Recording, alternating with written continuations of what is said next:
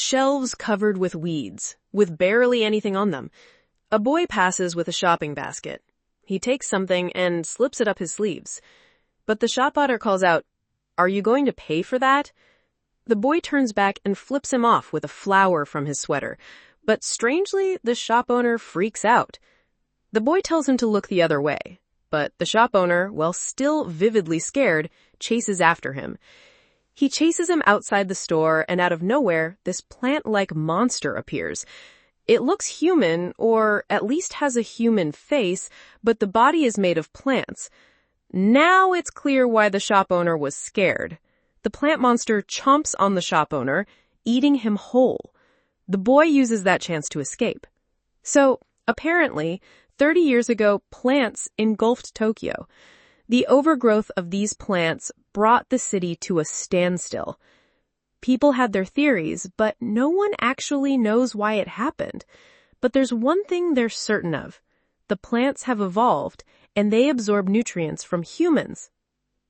He's home. The boy's name is Kingo, and his little sister has become a host. A family restaurant. Families are eating, kids are talking, and everything is normal. Except for this man, eating erratically, talking to himself about not wanting to die. Then suddenly, his head bursts and flowers sprout out. Surprisingly, everyone in the restaurant looks calm, as if this is normal. There is more explanation. These things are parasitic organisms called Jinka. They spread through their pollen and bloom within a human's body once they've absorbed enough nutrients. People gather in front of the family restaurant, and the incident makes the news. The Jinka was contained and incinerated. Back at Kingo's house, he's with his sister. They're eating and watching the news of the recent incident. It seems there's some kind of separation between the rich and the poor. If someone blooms in the slums, nobody cares, and that's why plant monsters are loose everywhere. But in some other parts, there are vaccines that halt the progression of the infection, so even if they breathe in the spores, they don't bother. People in inner Tokyo can't afford the vaccine, so every day people walk around with a time bomb inside them, not knowing who's next. A plant root crawls out from Kayano. Kingo catches it, and as if giving it instructions, he says, "You're not allowed to kill her." A flashback. Kingo, Kayano when they were smaller. Kingo tells her about a family restaurant and promises to take her there one day. Someone calls for them. She tells him that the director wants to speak with them. It seems they were in an orphanage, but finally, a couple wants to adopt them. Kingo is excited about this, but the same can't be said for Kayano. The couple takes them home. They're reserved because it's the first time they've been in this environment. The man says they're family now, and hopes they'll be able to call them mom and dad one day. Kingo is a bit embarrassed, but he goes for it. The man hugs him and thanks him. They go to bed that night, but then Kayano wakes Kingo up. She thinks something isn't right. Kingo doubts her, but they still go downstairs to check. There, they see the couple arguing about who belongs to who. The man senses something and stops talking. He looks up the stairs, but sees no one. Then he notices the room door open. He goes into it and discovers Kingo and Kayano. "Bad children," they say, as their heads rip open to reveal man-eating Jinka. Kingo and Kayano cower in fear, helpless as they're about to be devoured. The Jinka opens its jaws, getting closer to swallow them whole. Kingo has already accepted death. The Jinka swallows them. But just then, roots sprout from inside his mouth, destroying it from the inside out. And that's how Kayano's Jinka bloomed, saving both their lives in the process. Turns out the reason she could sense something wrong is because she also had a Jinka in her. But hers lay dormant. It sprouts leaves from her body, but it never fully takes over. Kingo wonders if the Jinka is an enemy or a friend, and vows to drive it out of Kayano's body no matter what. He sees men in uniform and rushes to hide Kayano. He's frantic because they'll kill her if they find her. Just then, their landlady knocks, demanding her rent. She rants, then leaves. He breathes a sigh of relief because the men in uniform have also passed without noticing Kayano. They're called the funeral force, and it's their job to kill every Jinka that blooms. Kingo's at his job burning wildflowers. He's with someone and they go up a building for a break. His friend tells him about his life before all this, how he lived in the fancy building ahead, how his parents got him everything he wanted, but he messed up. He had done illegal jobs for a gang, and his family disowned him. Now he has a pregnant girlfriend, but he doesn't have enough money to support them. Kingo, who almost got eaten the same day he got parents, could not really relate to his story. It seems another Jinka bloomed. Kingo asks where. His friend shows him, and he immediately goes pale. He runs down the stairs and out of the building. He knows where the Jinka bloomed, and with a face of absolute terror, his fears are confirmed. At that moment, he doesn't care what the nagging landlady is saying. Thoughts run through his head as he looks up to his sister, who has just bloomed in front of the funeral force. He goes on his knees and begs them not to kill her. Kayano's Jinka isn't dangerous. She can control it, he tries to convince them. But the commanding chief ignores his pleas and instead raises the alert level. They apprehend him as he tries to move, but he resists, but they're too many. They rain fire on Kayano.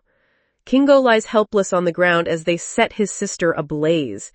He goes into a flashback of him and Kayano when they were smaller. He remembers his promise to Kayano, and maybe that gives him some strength. He kicks down one of the men, takes his flamethrower, and threatens to kill him if they don't stop. "What are you doing?" one of the officers asks. But Kingo is serious. He'll do anything for Kayano. Then suddenly, he stops. Something isn't right.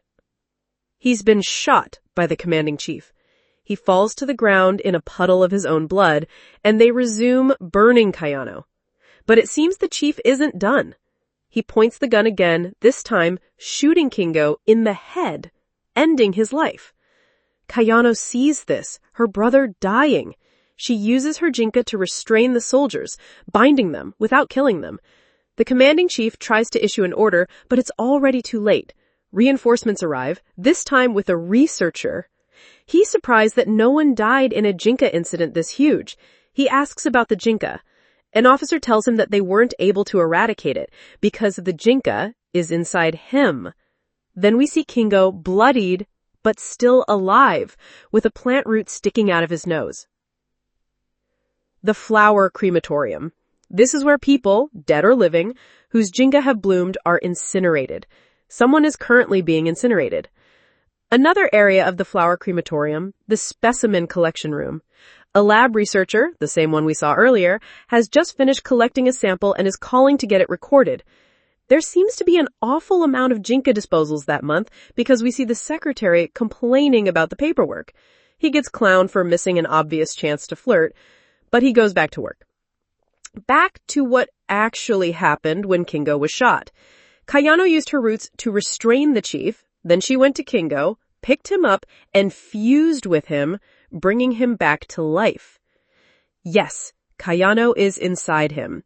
She mended his wounds, making his heart beat again. The researcher is shocked. In all his years of studying the Jinka, he hasn't seen anything like this. Kingo, on the other hand, isn't as thrilled. He wanted to save his beloved sister, but she ended up sacrificing herself for him. He's a failure as a brother, he tells himself. The chief comes in. Yes, you are a failure as a human being, but you don't have to worry about that because you are to be incinerated. The researcher tries to tell Kingo that he's a unique case, and rather than being destroyed, he should be studied. But he gets shut down. His rank doesn't allow him to make such decisions. Kingo just stays quiet. He has no reason to live anymore. The officers take him to the incineration chamber. But as they're about to put him in, there's an explosion. A Jinka is on the loose, and it's huge, starting to eat all the funeral officers. The researcher and Kingo hide behind a wall as the Jinka wreaks havoc in the facility. Kingo is still in despair. He doesn't care about what's happening around him. But the researcher tells him he might be humanity's last hope. Kingo doesn't care. Protecting Kayano was all he cared about, and now she's gone. The researcher tells him about his big brother. He loved and looked up to him, but during one of his missions, he got attacked by a Jinka. I, too, know the pain of losing a loved one. Kingo finally talks. He and Kayano weren't actually blood-related, but he still wanted to be a real older brother to her. In the end, though, he couldn't protect her. He clenches his chest in pain. But the researcher reassures him that he wasn't the worst because Kayano loved him enough to give her life to protect him. So it doesn't matter if they weren't blood-related. Kayano loved him and thought of him as a real big brother. Kingo breaks down in tears. But just then, the researcher gets eaten by the loose Jinka. It sees Kingo and eats him too. Darkness all around. They're inside the Jinka's belly. They can't see anything. But then, Kingo hears a voice. And then with roots coming out of him, he explodes out of the Jinka's body, holding the researcher on his shoulders. They're alive. He breathes, looks up at the sky, and calls his sister's name.